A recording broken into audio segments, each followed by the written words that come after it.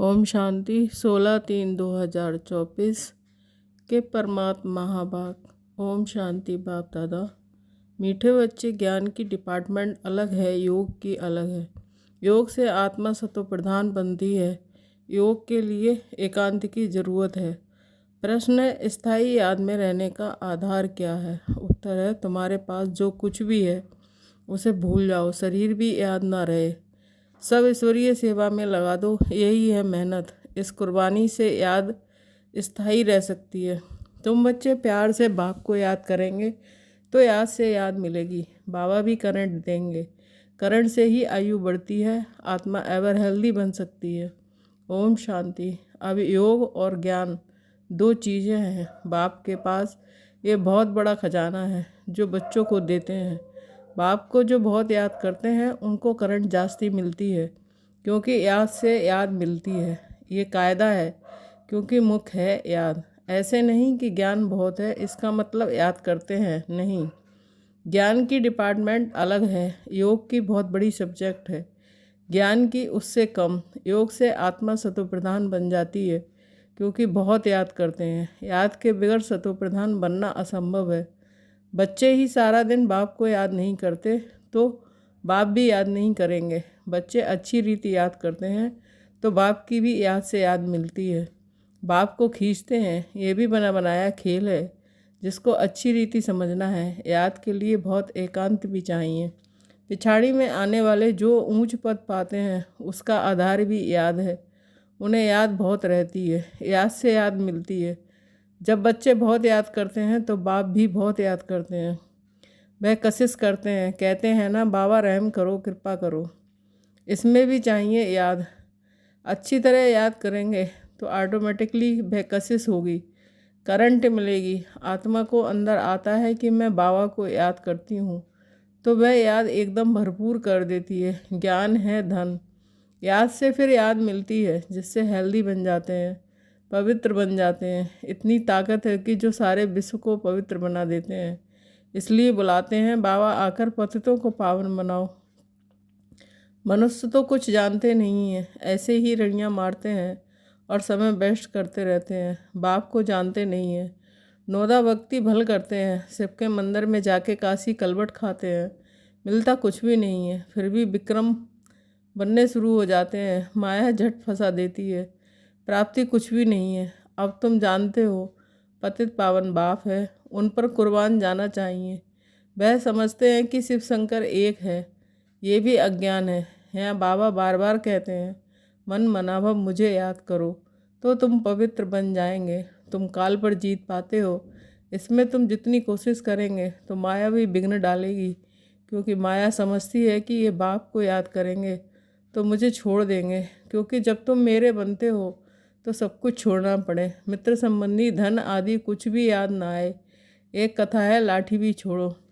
सब चीज़ें छुड़ाते हैं, परंतु ये कभी नहीं कहते हैं कि शरीर को भी याद नहीं करो। बाप कहते हैं, ये शरीर तो पुराना है, इसे भी भूलो। भक्ति मार्ग की बातें भी छोड़ दो, एकदम सब कुछ भूल जाओ, अथवा जो कुछ है काम में लगा दो, तभी याद टिकेगी। अगर ऊंच पद पाना है तो बहुत मेहनत चाहिए। शरीर भी याद ना रहे। अशरीरी आए थे, अशरीरी होकर जाना है। बाप बच्चों को पढ़ाते हैं, इनको कोई तमन्ना नहीं है, ये तो सर्विस करते हैं। बाप में ही तो ज्ञान है ना। ये बाप और बच्चों का खेल है इकट्ठा। बच्चे भी याद करते हैं, फिर बाप बैठ सर्चलाइट देते हैं। कि कोई बहुत खींचते हैं तो बाप बैठ लाइट देते हैं, बहुत नहीं खींचते हैं तो ये बाबा बैठ बाप को याद करते हैं। कोई समय किसको करंट देनी होती है तो नींद फिट जाती है, ये फुरना लग जाता है कि फलाने को करंट देनी है।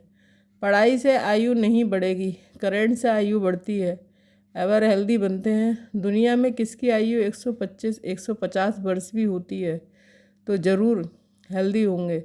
भक्ति भी बहुत करते होंगे। भक्ति में भी कुछ फ़ायदा है, नुकसान नहीं। जो भक्ति भी नहीं करते उनसे मैनर्स भी अच्छे नहीं होते। भक्ति में भगवान में विश्वास रहता है।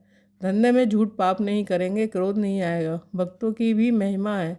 मनुष्यों को ये मालूम नहीं है कि भक्ति कब शुरू हुई। ज्ञान का तो पता नहीं पड़ता। भक्ति भी पावरफुल होती जाती है, फिर भी जब ज्ञान का प्रभाव हो जाता है तो फिर भक्ति बिल्कुल छूट जाती है। ये दुख सुख भक्ति और ज्ञान का खेल बना हुआ है। मनुष्य कह देते हैं कि दुख सुख भगवान की ही देते हैं, फिर उनको सर्वव्यापी कह देते हैं, लेकिन सुख दुख अलग चीज़ है। ड्रामा को न जानने के कारण कुछ भी समझते नहीं हैं। इतनी सब आत्माएं एक शरीर छोड़ दूसरा लेती हैं, ये तुम ही जानते हो। ऐसे नहीं कहेंगे कि सतयुग में तुम देई अम्बानी रहते हो, ये तो अब बाप सिखलाते हैं। ये ऐसे देई अम्बानी बनो। अपने को आत्मा समझ बाप को याद करना है, पवित्र बनना है। वहाँ तो है ही पवित्र दुनिया, सुखधाम। सुख में कोई याद नहीं करते, भगवान को याद करते हैं दुख में। देखो ड्रामा कितना वंडरफुल है, जिसको तुम ही नंबरवार जानते हो।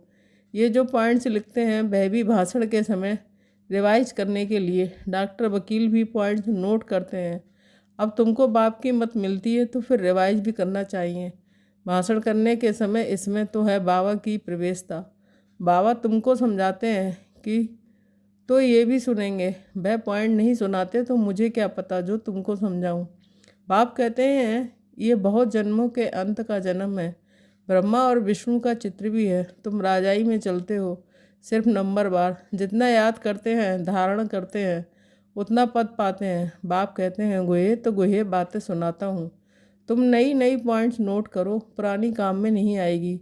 भाषण के बाद फिर याद आएगा कि ये पॉइंट्स अगर समझाते तो बुद्धि में ठीक बैठ जाती। तुम सब ज्ञान के स्पीकर हो, परंतु नंबरवार सबसे अच्छे महारथी हैं। बाबा की बात अलग है। ये बाप दादा दोनों इकट्ठे हैं। मम्मा सबसे अच्छा समझाती थी, बच्चे संपूर्ण मम्मा का साक्षात्कार भी करते थे। कहाँ ज़रूरी होता था तो बाबा भी प्रवेश करके अपना काम कर लेता था। ये सब समझने की बातें हैं। पढ़ाई फुर्सत के समय होती है, सारा दिन तो धंधा आदि करते हैं। विचार सागर मंथन करने के लिए फुर्सत चाहिए, शांति चाहिए। समझो कोई को करंट देनी है, कोई अच्छी सर्विस करने वाला बच्चा है तो उनको मदद करनी है। उनकी आत्मा को याद करना पड़ता है। शरीर को याद कर फिर आत्मा को याद करना है। ये युक्ति रचनी है। सर्विसेबल बच्चों को तकलीफ़ है तो उनको मदद करनी है। बाप को याद करना है, फिर खुद को भी आत्मा समझ कुछ न कुछ उनकी आत्मा को भी याद करना है। ये जैसे सर्च लाइट देना होता है, ऐसे नहीं सिर्फ एक जगह बैठ याद करना है। चलते फिरते भोजन खाते भी बाप को याद करो। दूसरे को करंट देना है तो फिर रात्रि को भी जागो। बच्चों को समझाया है सवेरे उठकर जितना बाप को याद करेंगे उतना कशिश होगी। बाबा भी लाइट देंगे, बाबा का यही धंधा है बच्चों को सर्च लाइट देने का। जब बहुत सर्च लाइट देनी होती है तो भी बाप को बहुत याद करते हैं तो बाप भी सर्च लाइट देते हैं। आत्मा को याद कर सर्च लाइट देनी होती है, ये बाबा भी सर्च लाइट देते हैं। फिर इसको कृपा कहो, आशीर्वाद कहो, कुछ भी कहो। सर्विसेबल बीमार होगा तो तरस पड़ेगा, रात को जागकर भी उनकी आत्मा को याद करेंगे क्योंकि उनको पावर की दरकार है। याद करते हैं तो उनको रिटर्न में याद मिलती है। बाप का लब बच्चों पर जाती है, फिर उनको भी याद पहुंचती है। बाकी ज्ञान तो सहज है, उसमें माया के विघ्न नहीं पड़ते हैं। मुख है याद, इसमें विघ्न पड़ते हैं। याद से बुद्धि सोने का बर्तन बन जाती है जिसमें धारणा होती है। कहावत है शेरनी का दूध सोने के बर्तन में ठहरता है। इस बाप के ज्ञान धन के लिए भी सोने का बर्तन चाहिए।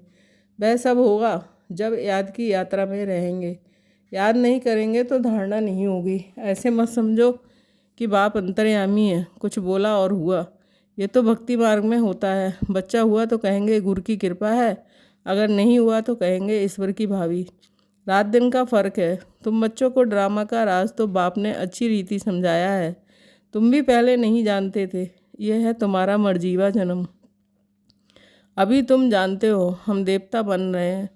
तुम इस टॉपिक पर समझा सकते हो कि ये लक्ष्मी नारायण को राज कैसे मिला, फिर कैसे गवाया। सारी हिस्ट्री ज्योग्राफी हम आपको समझाएंगे। ये ब्रह्मा भी कहते हैं कि हम लक्ष्मी नारायण की पूजा करते थे, गीता पढ़ते थे। बाबा ने जब प्रवेश किया तो सब कुछ छोड़ दिया। साक्षात्कार हुआ। बाबा ने कहा मुझे याद करो तो विक्रम विनाश होंगे। इसमें गीता आदि पढ़ने की बात नहीं, बाप इनमें बैठा है, सब कुछ छुड़ा दिया। कभी शिव का दर्शन करने मंदिर में नहीं गए, भक्ति की बातें एकदम उड़ गईं। ये नॉलेज बुद्धि में आ गई, रचता और रचना के आदि मध्य अंत की। बाप को जानने से तुम सब कुछ जान जाते हो। तुम वंडरफुल टॉपिक्स लिखो। जो मनुष्य वंडर खाए भागे सुनने के लिए। मंदिर में जाकर कोई से भी पूछो कि जब ये लक्ष्मी नारायण विश्व के मालिक थे तो और कोई धर्म नहीं था, भारत ही था। फिर तुम सतयुग को लाखों वर्ष कैसे कह देते हो, जबकि कहते हैं कि क्राइस्ट से 3000 वर्ष पहले पैराडाइज था। फिर लाखों वर्ष कैसे हुए? लाखों वर्ष में तो ढेरों के ढेर मच्छरों के सदृश हो जाएं। थोड़ी भी बात सुनाओ तो बंडर खाएंगे, परंतु जो इस कुल के होंगे उन्हों की बुद्धि में ये ज्ञान बैठेगा नहीं, तो कहेंगे ब्रह्मा कुमारियों का वंडरफुल ज्ञान है, इसमें समझने की बुद्धि चाहिए। मुख्य बात है याद की। स्त्री पुरुष एक दो को ही याद करते हैं, ये आत्मा याद करती है परमात्मा को। इस समय सब रोगी हैं, अब निरोगी बनना है, ये टॉपिक भी रखो। बोलो आप जो घड़ी घड़ी बीमार पड़ते हो तो हम आपको ऐसी संजीवनी बूटी देंगे जो तुम कभी बीमार नहीं पड़ेंगे। अगर हमारी दवाई अच्छी तरह काम में लाएंगे तो इतनी सस्ती दवाई है, 21 पीढ़ी सतयुग त्रेता तक बीमार नहीं होंगे। वह है ही स्वर्ग। ऐसी ऐसी पॉइंट नोट कर लिखो। तुम सब सर्जनों से भी बड़ा अविनाशी सर्जन तुम्हें ऐसी दवाई देंगे जो तुम भविष्य 21 जन्म के लिए कभी बीमार नहीं पड़ेंगे। अभी है संगम। ऐसी बातें सुनकर मनुष्य खुश होंगे। भगवान भी कहते हैं कि मैं अविनाशी सर्जन हूँ, याद भी करते हैं, हे पतित पावन अविनाशी सर्जन आओ, अब मैं आया हूँ। तुम सबको समझाते रहो, अंत में आखिरी सब समझेंगे ज़रूर। बाबा युक्तियाँ बताते रहते हैं। अच्छा, मीठे मीठे शकीले बच्चों के प्रति माता पिता बाप दादा का याद प्यार और गुड मॉर्निंग। रूहानी बाप की रूहानी बच्चों को नमस्ते। धारणा के लिए मुख्य सार 1 पॉइंट। बाप से सर्च लाइट लेने के लिए सवेरे सवेरे उठ बाप की याद में बैठना है। रात्रि को जागकर एक दो को करंट दे मददगार बनना है। 2 पॉइंट। अपना सब कुछ ईश्वरीय सेवा में सफल कर इस पुराने शरीर को भी भूल बाप की याद में रहना है। पूरा कुर्बान जाना है, देई अंबानी रहने की मेहनत करनी है। वरदान। सुदर्शन चक्र द्वारा माया के सब चक्रों को समाप्त करने वाले माया जीत भव। स्पष्टीकरण। अपने आप को जानना अर्थात स्वयं का दर्शन होना और चक्र का ज्ञान जानना अर्थात स्वदर्शन चक्रधारी बनना। जब स्वदर्शन चक्रधारी बनते हो तो अनेक माया के चक्र स्वतः समाप्त हो जाते हैं। देवान का चक्र, संबंध का चक्र, समस्याओं का माया के अनेक चक्र हैं। 63 जन्म इन्हीं अनेक चक्रों में फंसते रहे। अब स्वदर्शन चक्रधारी बनने से माया जीत बन गए। स्वदर्शन चक्रधारी बनना अर्थात ज्ञान योग के पंखों से उड़ती कला में जाना। स्लोगन। विधेयी स्थिति में रहो तो परिस्थितियाँ सहज पार हो जाएंगी। ओम शांति बाबा। Thank you Baba.